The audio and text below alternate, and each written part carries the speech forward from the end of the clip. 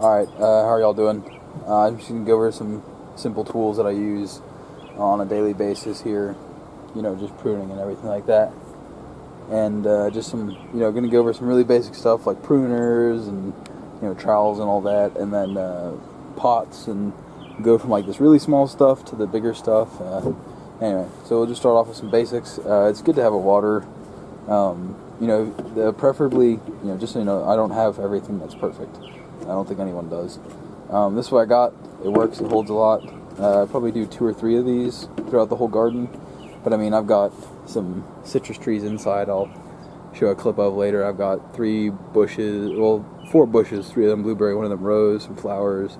Slowly filling up these beds and everything. So, it's not too bad. I would prefer one of those sprayers where I could just carry that around, and they can hold a lot more. But anyway, source of water. That's something you would need. It's pretty good. Anywhere, this would probably be like the minimum, in my opinion. And it'd be nice to have one of those little shower heads on it, but whatever you can get that works, use it. The next thing is a decent pair of rubber gloves. I really like these ones. They've got like a breathable mesh on them, because I don't know about y'all, but if I'm working outside a lot, my hands will get sweaty eventually. And this just lets you breathe a little bit. Plus, having them all black they'd get hot if you're working in the sun, especially over here in Tennessee. That sun will kill you. So, yeah, just a good pair of rubber gloves. Something that you can, avoid getting dirt under your nails with, and, something that you don't mind. That's not the world's thickest rubber, but it's enough that I can mess with thorned raspberry plants and stuff and not worry about it. Anyway, so that's just some basic stuff. If you've got some tough ground, you may want to get like a little hand hoe. There's one called it's a Korean tool called a homie, and it's like a little mini hoe. I'll put a picture of it in here. Anyway, you can get one of those if you've got a tough clay soil. Again, out here in Tennessee, that's pretty much what we're dealing with. Or you could just use a normal little hand trowel if you've already got some pretty loose soil. Anyway, so that's just like the basic stuff. I'm working with containers here, so I don't need any of those. Alright, so the next thing would be some mycos, mycorrhizal inoculant. Not necessary for everything. I'm experimenting with it on veggies and things like that, but where it definitely helps is woody plants. If you have any kind of orchards or trees or anything, this stuff works wonders on the roots.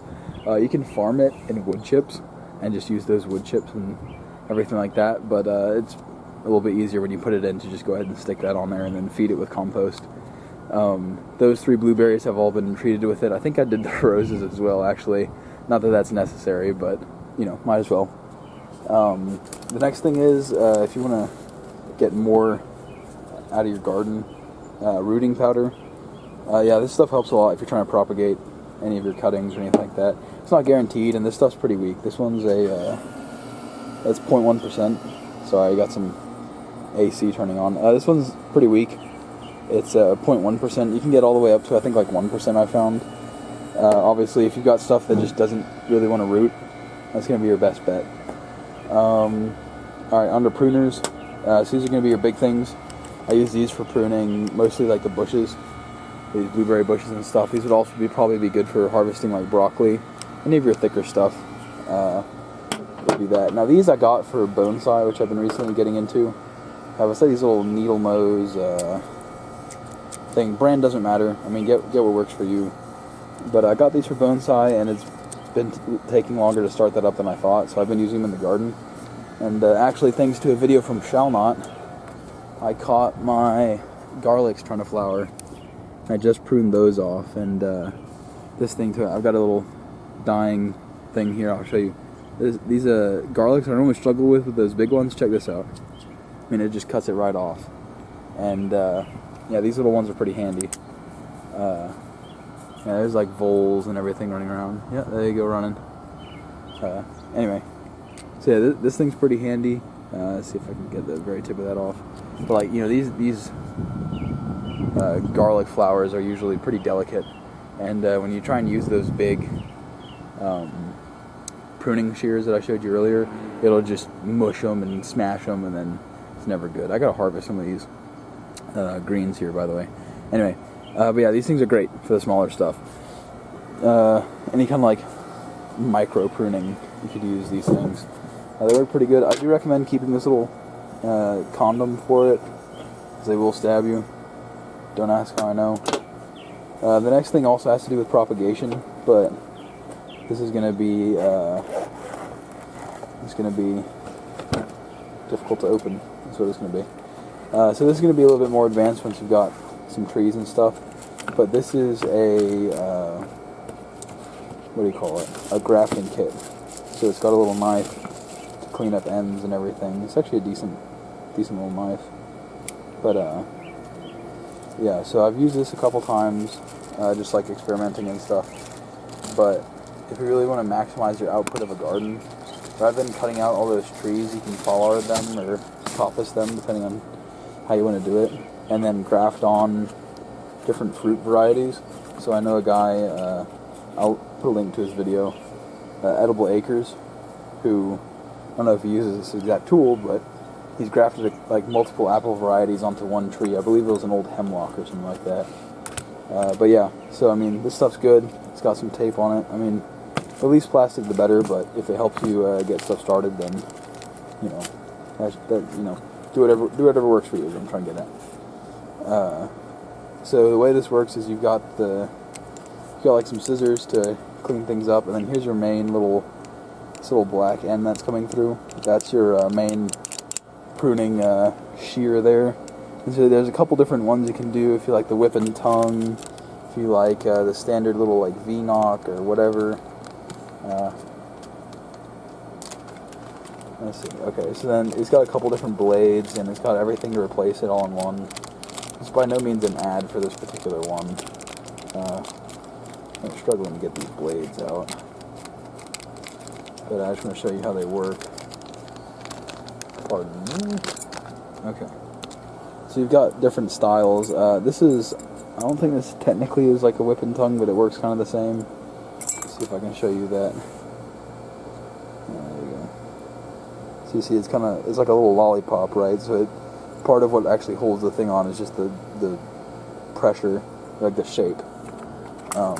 Then you've got a rounded V and a sharp V, like that. And then the one I've got in here currently is kind of halfway in between. It's like not quite rounded, but it's not quite sharp. Anyway, I mean, it doesn't matter, whatever works. You can see I've not cleaned this since I used it, which is not good.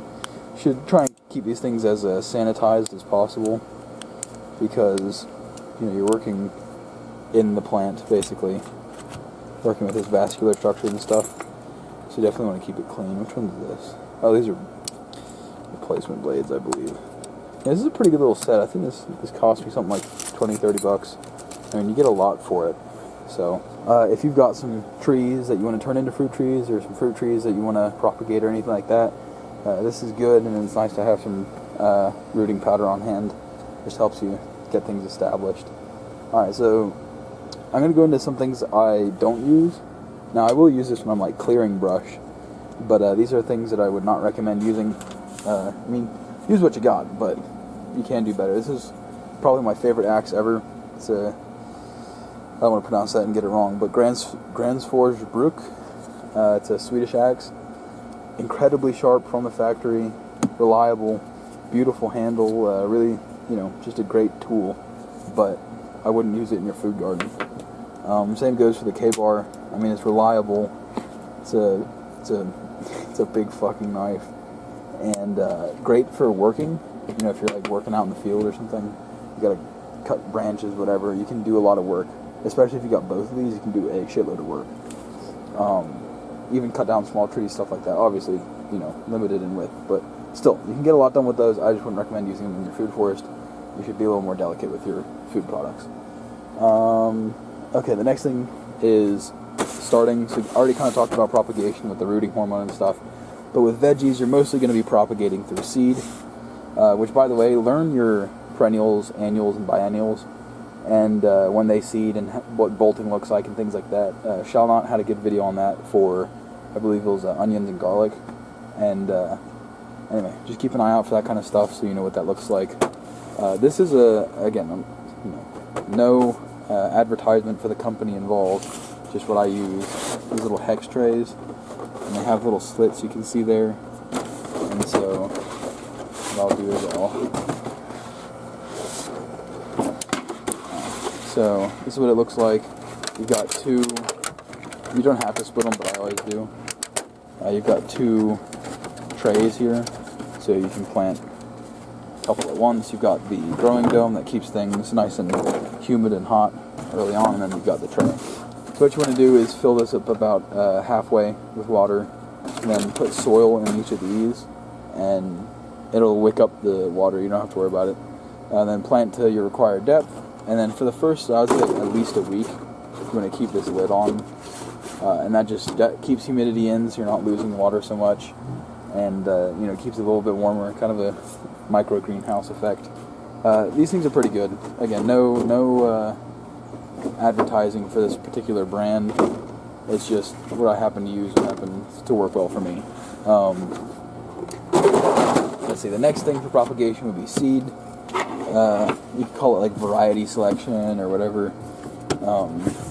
I've been doing this for a couple years now, and so I've got been doing this for a couple years now, so I've got some seeds saved up.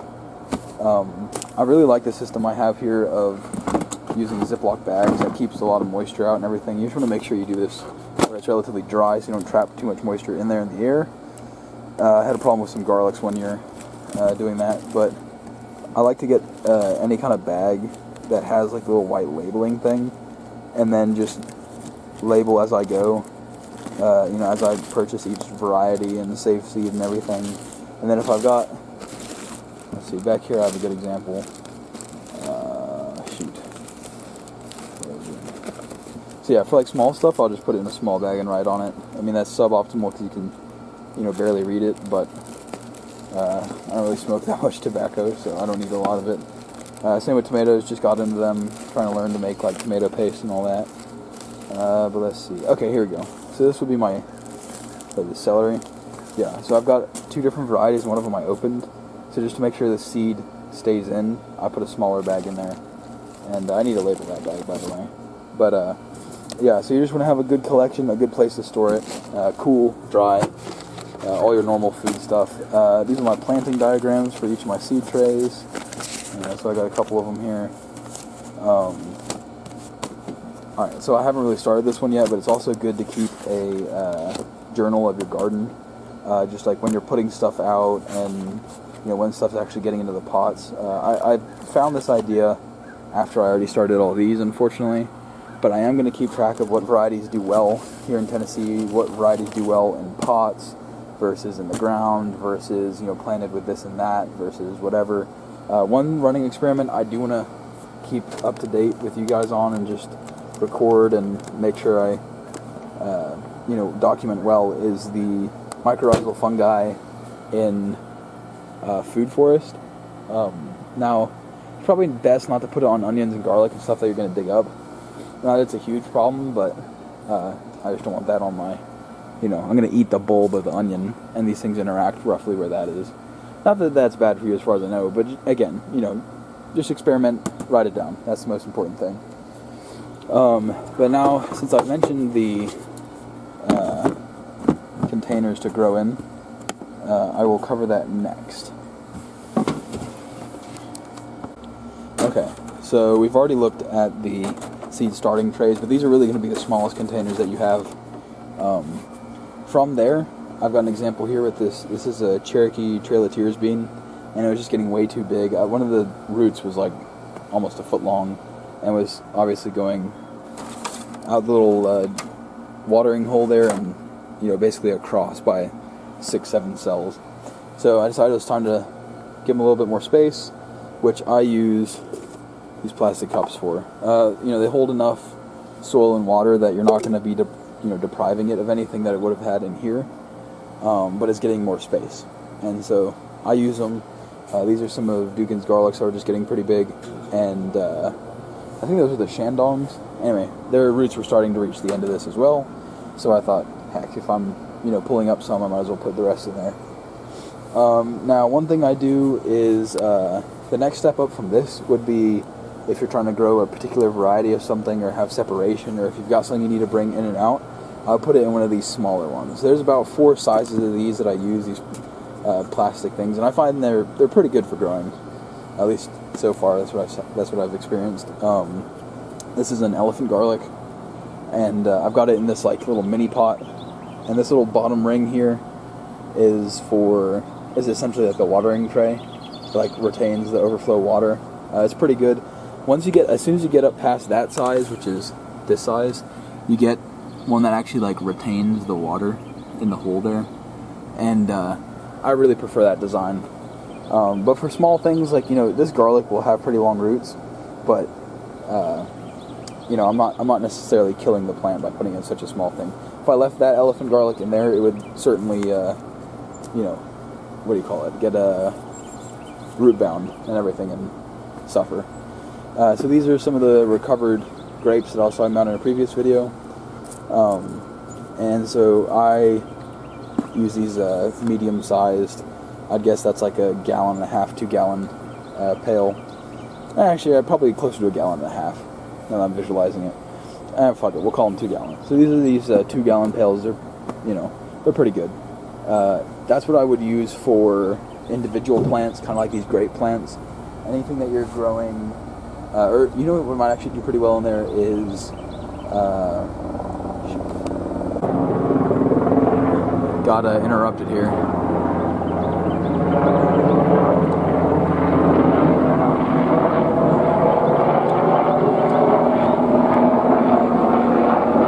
That's military.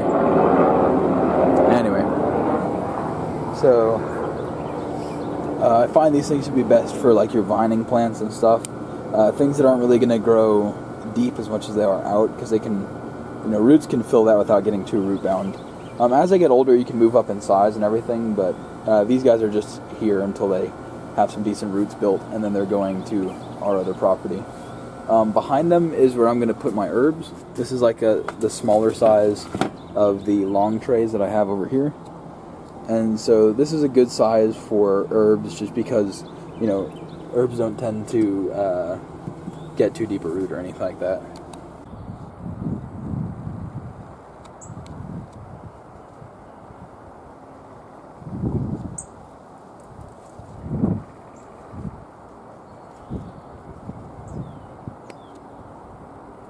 Oh, there he is.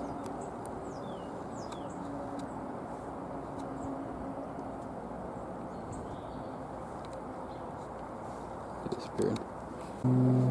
Alright, sorry about that. It's a little bit later, but duty called. Okay, so these are our smallest ones. These are like the medium-sized, or like small to medium-sized. Same thing right there. This is a pepper plant, like black pepper. You can also get white pepper from the same thing. These are going to be your like next biggest size. I like the medium-large, and these are pretty good for like your bushy plants. Like I said with the other plants, you may have to go up in size as things get bigger. But this is these blueberries I probably could have started in those smaller pots. But, I want to grow the root system as much as possible. So, if you want to, this is a pretty good starter for a blueberry. You don't need the biggest ones. Speaking of biggest ones, those will be these. And so, I would start, if you have any kind of trees, it's going to save you a lot of heartache to just go ahead and start them in these big pots. If that one is probably a 2 gallon, or like a 1.5 gallon, like I said, then those medium ones are probably 3 gallons, and these ones are a 5 gallon, I would guess, or more, could be more. These are 2 lime bushes, that's a lemon tree, and like I said earlier, that's a pepper plant. And then, just so you can get a rough idea of what the sizes of things are that I'm putting them in. Now, I've done some research, and these guys put off some really deep roots, so I may end up transplanting him to something bigger, so that at the very least I can kind of try and get the roots to go out. I also might try air pruning him, but he's not really meant to be growing here, so if he does anything other than die, I'd be happy. So those are the round ones anyway. Pretty good for like the single plant, if you're growing one of something. Like for example with these bushes, I'm growing 3 of them, but they're individually viable.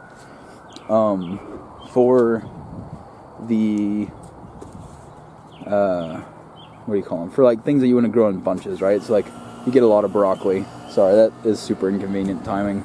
on the AC. For something like broccoli or spinach, which these guys aren't looking great, but ignore that, where you're going to eat a lot of it and grow it in large amounts, I really like these square things, because they're about a foot wide if you feel them all the way to the top. I don't always feel them all the way to the top. It's a lot of soil. But, you know, it's a lot of space. You can see here, the only reason why this one isn't full of garlic and onion is A, because I didn't have a lot of onion to start, and B, because when I was cleaning out the other pots, I found this pepper plant with the roots still alive. And I mean, these things are supposed to die in the winter, and this winter it got down. Well, we had a week solid of like snow and ice, like on the ground, and we had what was the lowest temperature I saw? Something like 5 or 10 degrees. It was very cold, but it was like green on the inside, and the roots were alive. So I'm gonna see if it'll sprout. I highly doubt it. I think I might have just seen like wet roots that were already dead. But we'll see. I want to see if I can get, because if I can get that to live, we're in the zone 7. Most peppers are like 8+. In fact, most peppers I think are 9+ for them to like stay alive year round. So anyway, we'll see. But yeah, so these ones I use for most of the like crop, right? So most of your veggies and stuff like that. And like I said earlier, the smaller version of this over here is what I'm going to use for herbs once they come to size. Those, and that way I can just bring them in when it's small like this. I can bring it in, and we have a little garden window, and I can put anything I want to overwinter in that garden window. Obviously this would be too big, so that's why I'm using the smaller one. For my tomatoes, we're doing a couple varieties, but some of them are going to that property in West Tennessee. So this is where we're going to put I believe we're going to have a slicing tomato here, this is a grape tomato. And what else do I have started? I have some paste tomatoes, and I would really like to grow my own tomato paste. If you're doing any kind of tomato dish, like I don't know, 99% of Italian cooking, tomato paste just adds that extra little bit of flavor, that, you know, that rich tomato flavor that you want. So I would recommend it. And these beds I grew tomatoes in last year, and they filled up, and I think, let me look here. Yeah, so they have drain holes, but I didn't punch them. And so what I'm going to do is I'll probably have to punch them eventually. Well, I will have to punch them eventually. And for now, what I did, because this was before I knew about the system of punching the holes in the bottom that these things come with, I drilled some holes in them. So that's a good idea. Towards the end of the year here, we get some pretty big rains. And we came back one night while it was raining, and these things were literally like overflowing. So and that was last season, obviously. Yeah, so good idea to have these regardless, because I can't guarantee that those drain holes drain enough, and I don't want to put so many drain holes in it just stays dry, and then I keep having to waste water on it. But yeah, they're pretty good. I'm gonna punch these eventually, is what I'm saying. So these are not super necessary, but nice to have if you're not gonna punch them. These are my fiance's plants here. She really likes strawberries, so that's what she got. She got these white ones. These are nice if you want to keep roots cool, because the white will reflect a lot of light, and so anything that's somewhat delicate you can keep in here. But same issue, they don't really have, I remember these being heavier than they looked. But yeah, they don't have any kind of drainage on them, so you're going to want to drill some holes. Where did I put these ones? There it is. I learned my mistake from last time, and I put these a little lower so you don't rot the roots out. But it's kind of nice to have the reservoir system. When I was growing these grape plants, I did a DIY. This was before I had any excess buckets other than those buckets, and actually a pepper bucket. Anyway, I didn't have any spare ones to grow these guys in when I got them. So what I did was I took a hardware bucket, like from Home Depot or Ace or whatever, and drilled some holes in the bottom and filled it up with like a river rock, so that way there'd be like an aquifer, and then I put soil above that, and it worked pretty well. The soil didn't really work its way down at all, and it had decent water, and these roots, both of the grape plants' roots, found their way to that water and used it kind of like a puddle. Anyway, so I'd recommend that. I'm trying to think of something else. That's pretty much everything I use. If you can make your own stuff, these things, I've showed you, and I'll bring up that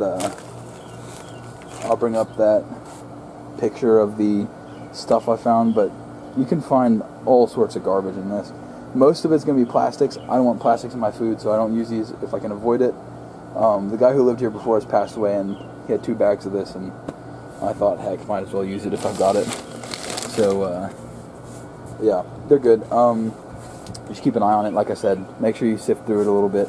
I'm not saying waste your entire day making sure there's not a single speck of plastic, but if you can avoid it, stay away from those. I've bought bulk compost and stuff and topsoil from places that also had plastic in them.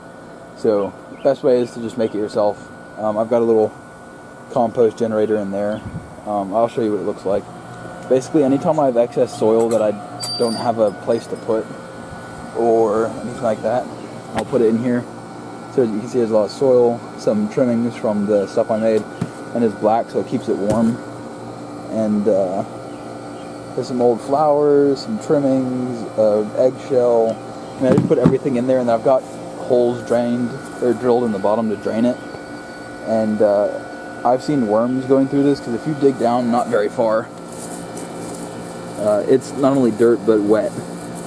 So they can easily work their way into this and break stuff down. There's also, let's see if he's under here.